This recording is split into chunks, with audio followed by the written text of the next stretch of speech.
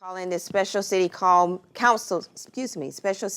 meeting to order on Wednesday, February 26, 2025. Invocation will be led by Councilwoman Scott, and the Pledge of Allegiance will be led by Councilmember Crosby.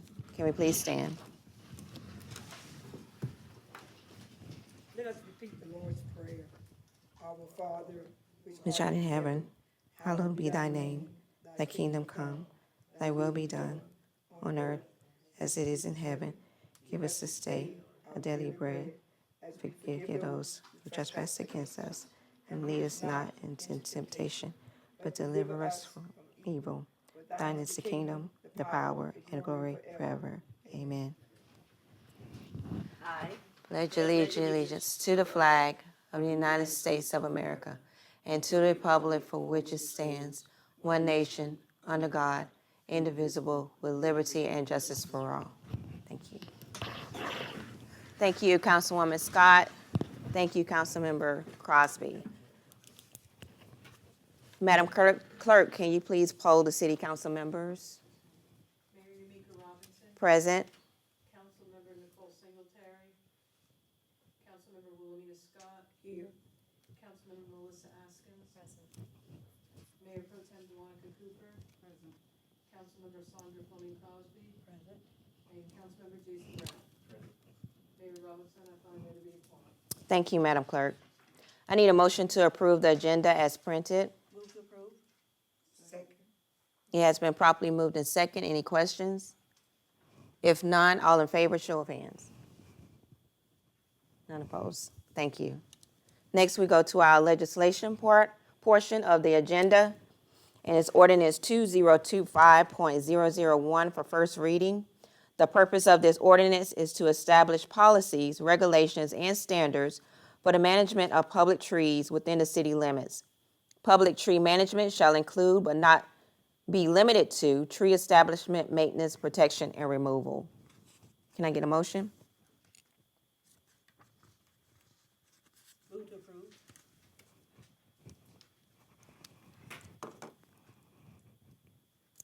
Do I have a second? Second. It has been properly moved in second. Any questions or discussion, council? Could you explain a little bit more?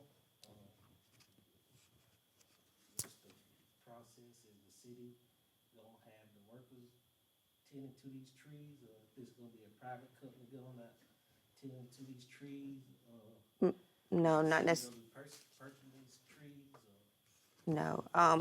We actually have Ms. Lisa Jones here that can speak more on that, on the ordinance. Go ahead. I think it's on. Is it on, Jonathan?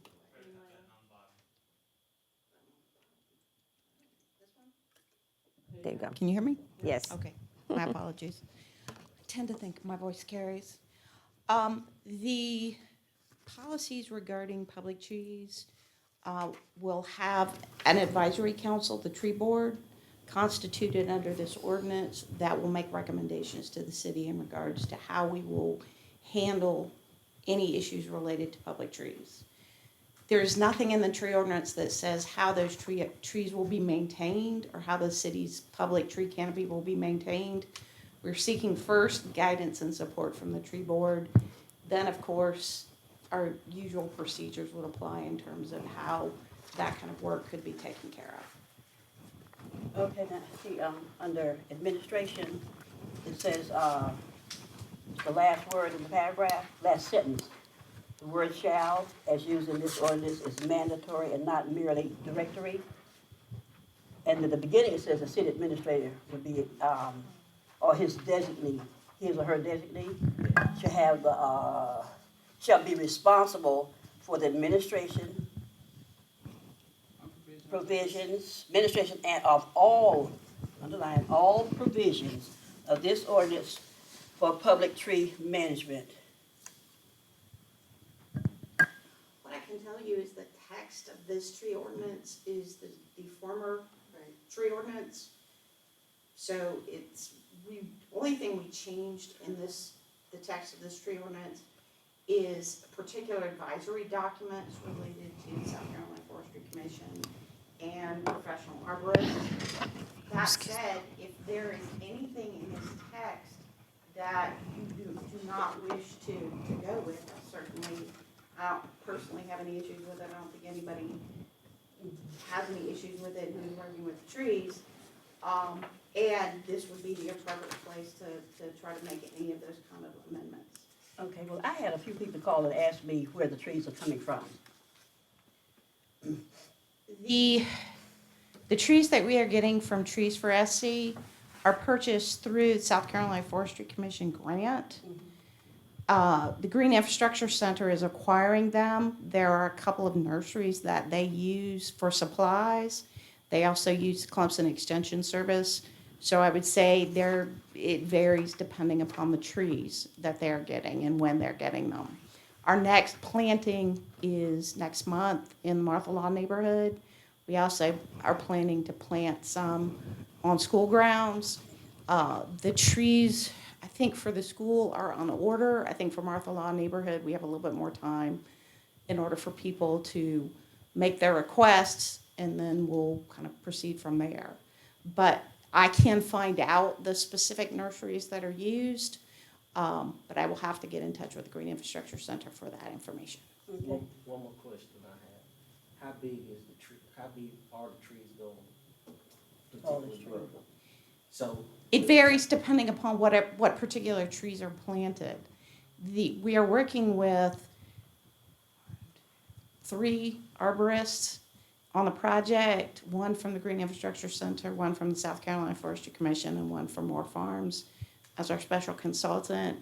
First thing that they do is make a determination about the location and the appropriateness of trees and what kind of trees for that area.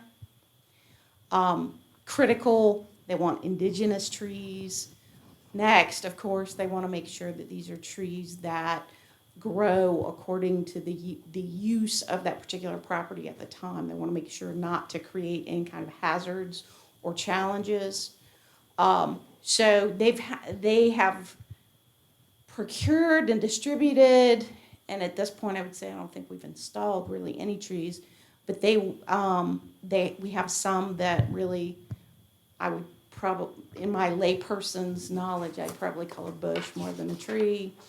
And then some of them grow as high as 30 feet. Those are the shade trees. So it varies depending upon the particular tree. If there's any particular tree that we have a question about, I'm certainly happy to get the expert's opinion. And I would not remotely suggest that I am an expert. Yeah, because the reason why I ask is once they start growing and leaves start falling, maintenance, where they plant the trees, if they plant it at an entrance way of anywhere, someone may can't see or something like that. That's the reason why I asked. Totally understand. I think the initial intention would be, and actually the planting that we are doing is all on private property right now or the school. And so we're consulting with the school district for the planting and their expectations and needs on their property. And then private landowners, they request what they request and they install it where they install it. And they also maintain it where they maintain it. The tree ordinance speaks predominantly to public trees, of which we have planted, and I don't know that we have achieved a plan for planting additional public trees. At this point, we haven't planted any as part of this project. Ms. Lisa, Yes, ma'am. I'm also concerned about, as far as the roots of the trees, Mm-hmm. with the underground, sidewalks and also the piping and stuff like that, just, with our sewer system. Sure. Yeah, so I'm concerned about that. I don't know if you have any information on that. What I can tell you is you're talking about areas where there's typically an SCDOT easement.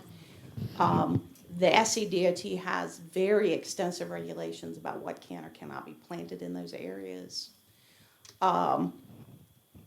I guess I would add again, we haven't made any determination about planting any public trees as part of this project.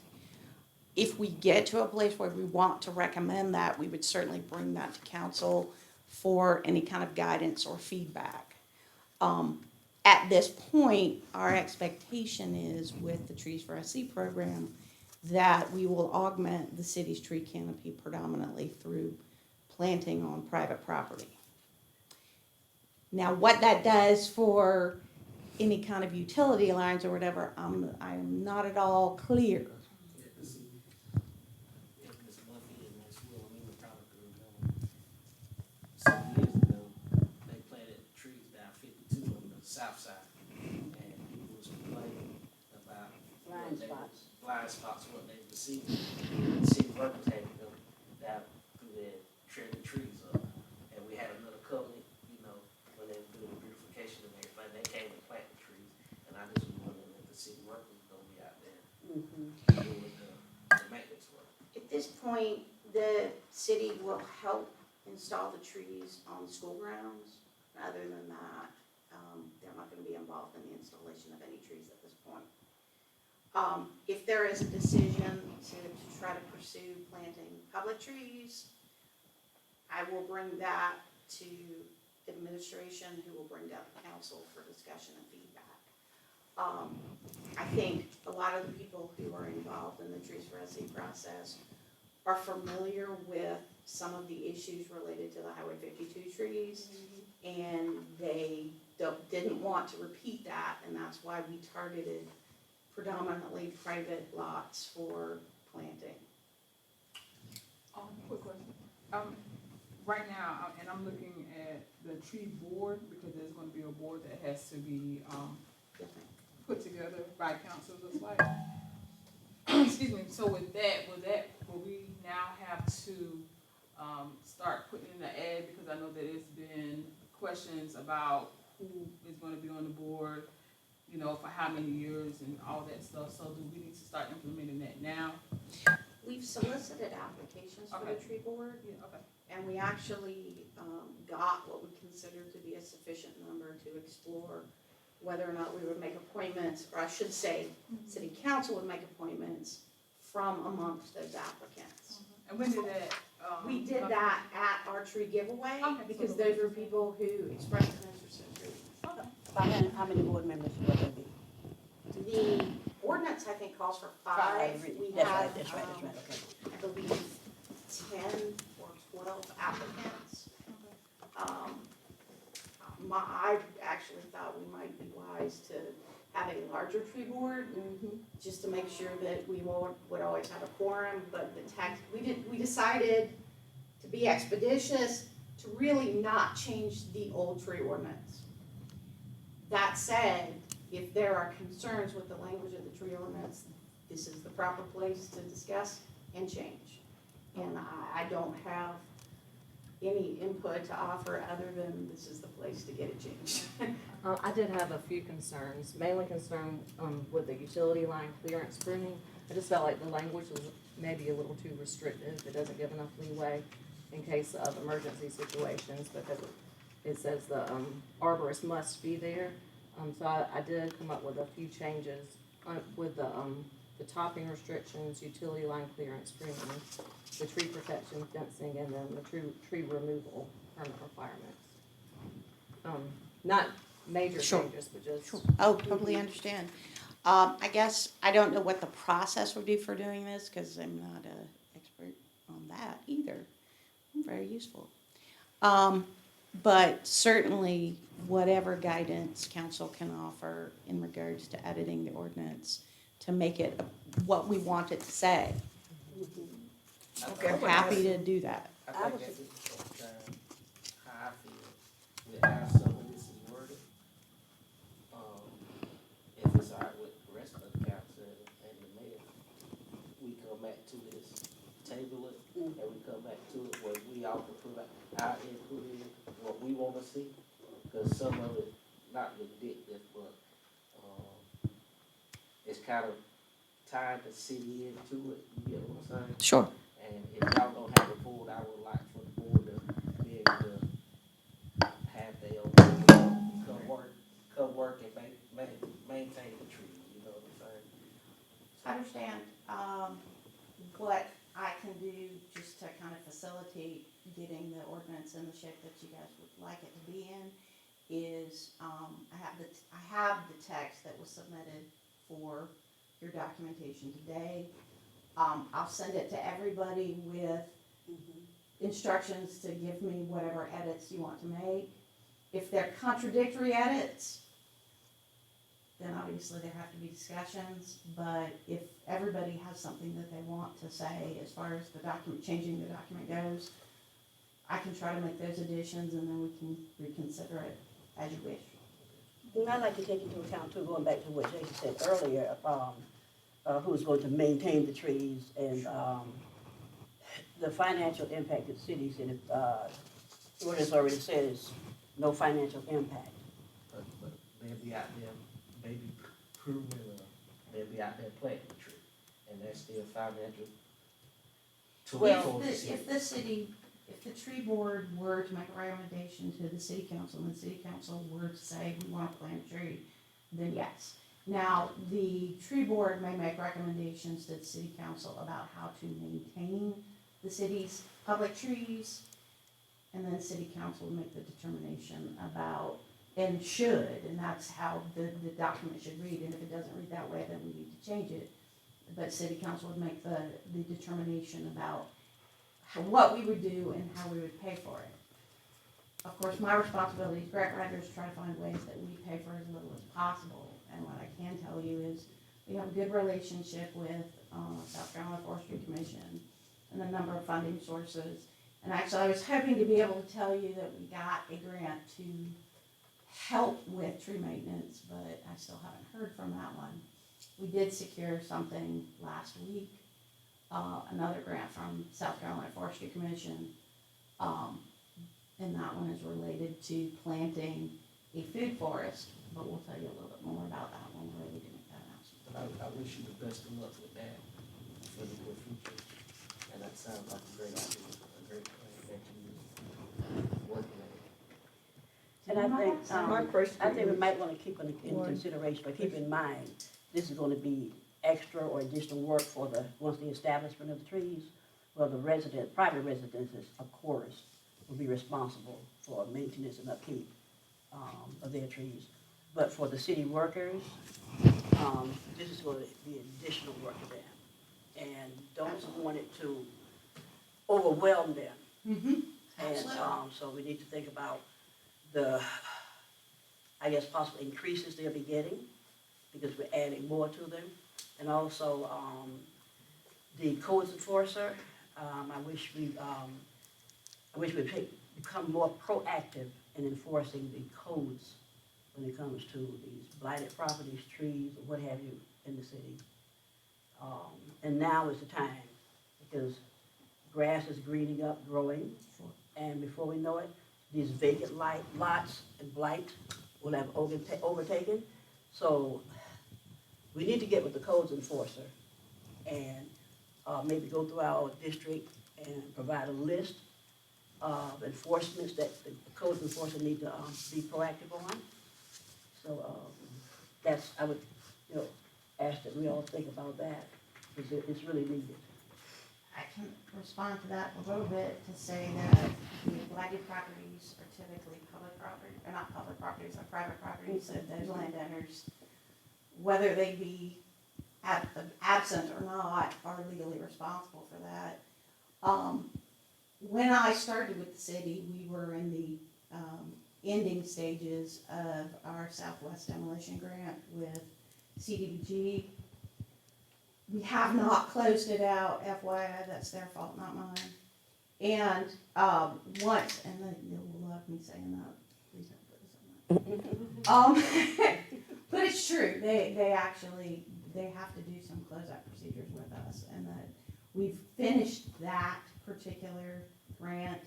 That will afford us the opportunity to seek additional funding through CDBG to address other blighted properties. And it's my understanding, the first application covered 38 properties, of which we did 18.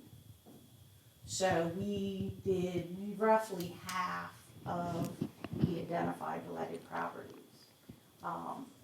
So we know that there are more properties, and when we are eligible for those funds, that would certainly be something that we would talk about doing again. There are not a whole lot of other funding opportunities relative to that kind of project. And that's unfortunate. We have sought some healthcare, South Carolina Housing Trust dollars to do repairs. And we are waiting to hear if we will secure those funds.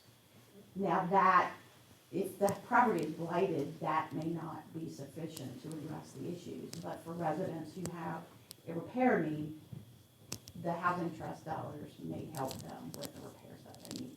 What can we possibly do if there's no further funding right now for that, for grants for those, blighted houses? Is there anything as a city that we could do to like put some stiffness on some put some fines out for these people? I can't speak to what the city ordinances say, but that's certainly where fines would be spoken.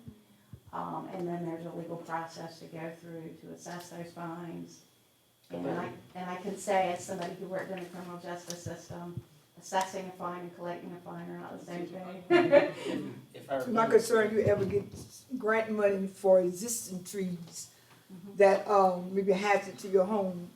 And you see the driveway, I had a tree cut down probably about 15 years. And then I just put a sidewalk up, and then I got plumbing problem now because you see, the roots is down in there and it's blocking, my sewage and stuff like that. And I just put a new driveway in my property, and they saying the old tree. I said, that long ago? They said the tree is coming up Root through that. inundation is an issue related to trees and where they are planted and what is around the area.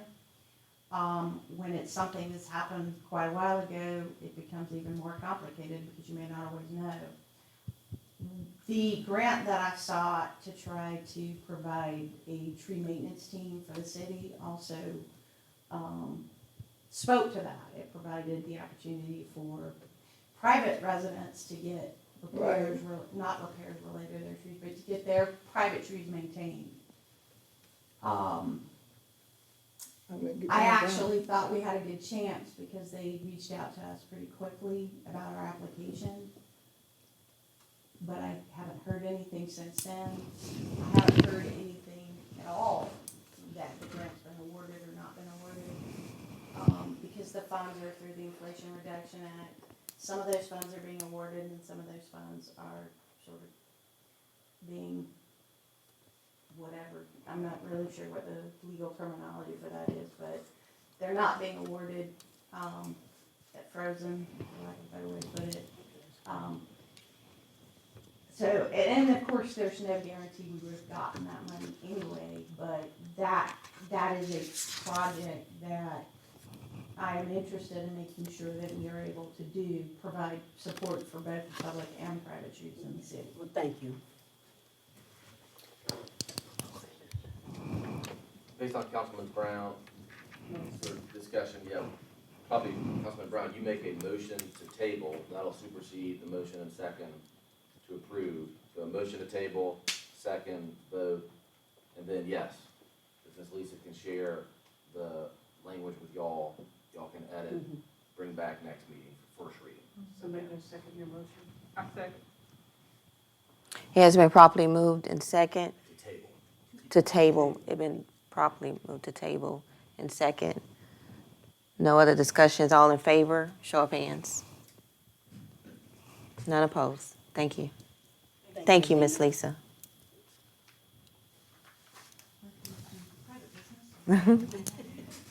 Next on our agenda, we have executive session pursuant to the South Carolina Freedom of Information Act, Sections 30-4-70A1-2, for the discussion of personnel, employment, compensation, or appointments, and the receipt of legal advice. I need a motion to go into executive session, please. Second. It has been properly moved in second. All in favor, show of hands. Thank you.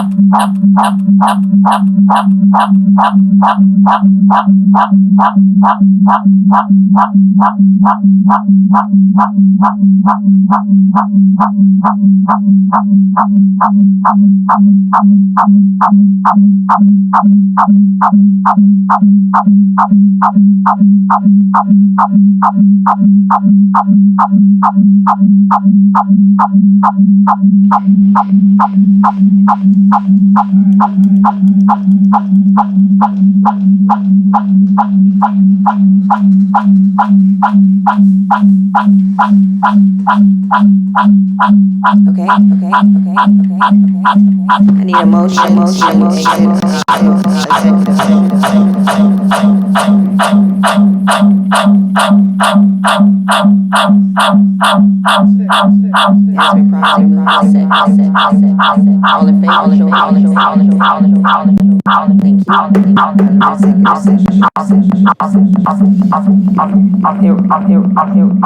There was no action taken in executive session. There was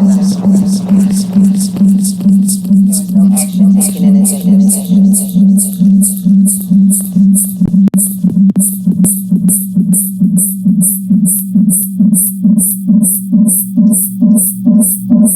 Need a motion.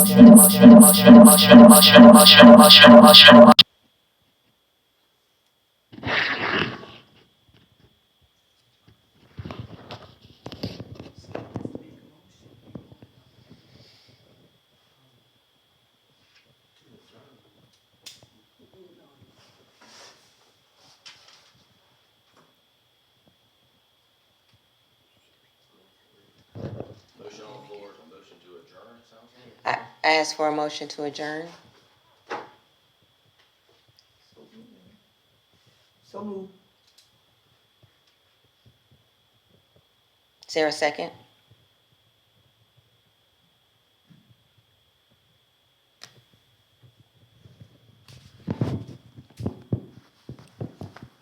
Okay.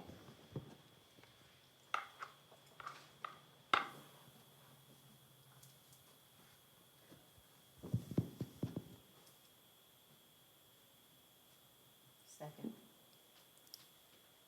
There's a motion to adjourn and second. It's been properly moved and second.